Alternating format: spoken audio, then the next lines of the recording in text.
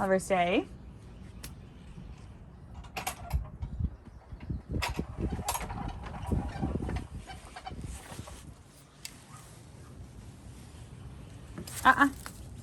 Oliver, sit. Sit. Yes, stay. Stay. Okay. Good boy. All right, so what you just saw was a bit of door work and threshold training, and I'm just gonna walk you through that now, what we just did. So we had him sit before I walked through the gate. Now, we could have used the front door as well, but I've got other puppies working in there, of course, so we're just gonna use the gate for the ease of the video. But basically what we want to teach puppies is to wait for us to invite them through the door, and we always want to be the first person to go through the door before them. So we want to go through first, and then they can go through first, or go through after. Goodness, can't speak.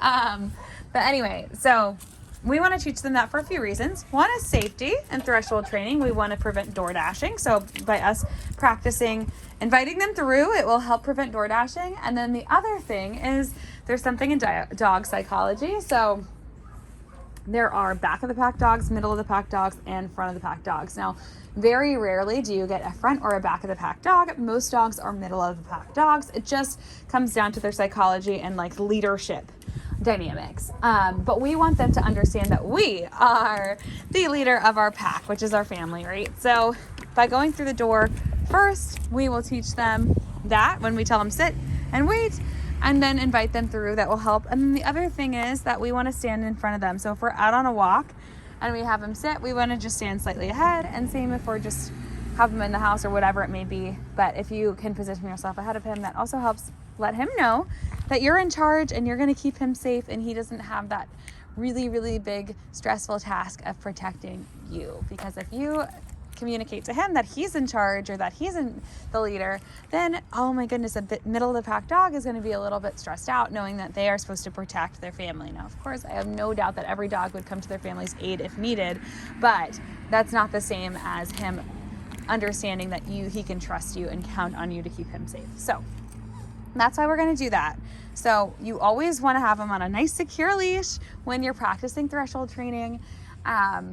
If you're, using a front or back door, unless you're doing it to go to the fenced-in backyard or something, of course, always have them on a leash, safety first. Have them sit, and then give them that stay signal. You're going to open the door behind you. You're going to walk through, and then invite him through. You think we're going for another walk? I'm sorry, we're not. We just finished. We just did our walk, Oliver. I'm sorry. So basically what you're going to do is have him sit. Oliver, sit. Yes, good boy. You're going to open the door behind you. You're going to tell him stay. You're going to walk through. Oliver, if he gets up, which he usually will, if he starts to walk away, he gets excited. Oh, we're going on a walk. We're going somewhere. Oliver, sit. Yes. Stay, Oliver. I'm going to walk through. Then invite. Yes, go. Okay, let's go. And we'll just say, let's go. And then you can go on your way. So practice that. That's also a great way to stack in the stay command and practice it throughout the day rather than doing a full extra training session with it. That is always helpful. Of course, you do want to set aside some time each week, if you can, each day to work on stay. But if not, that's also another great way just to incorporate it into your routine. Even if you can only get to it, a couple times a week, then you can do this every day when you take him out for a walk or whenever he goes for a walk. And another way you can work on stay is by stacking it into mealtime.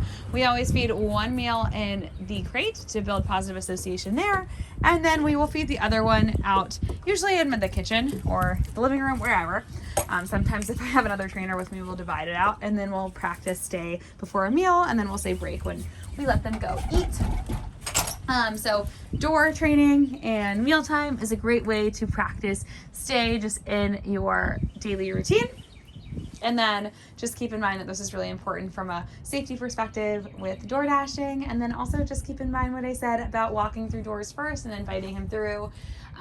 It's very useful just to communicate to him that he can trust you and that you will keep him safe.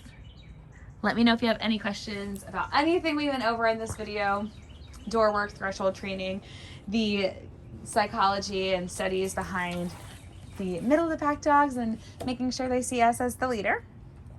And then also just building stay into your routine if you want more tips on that. As always, I'm here to help.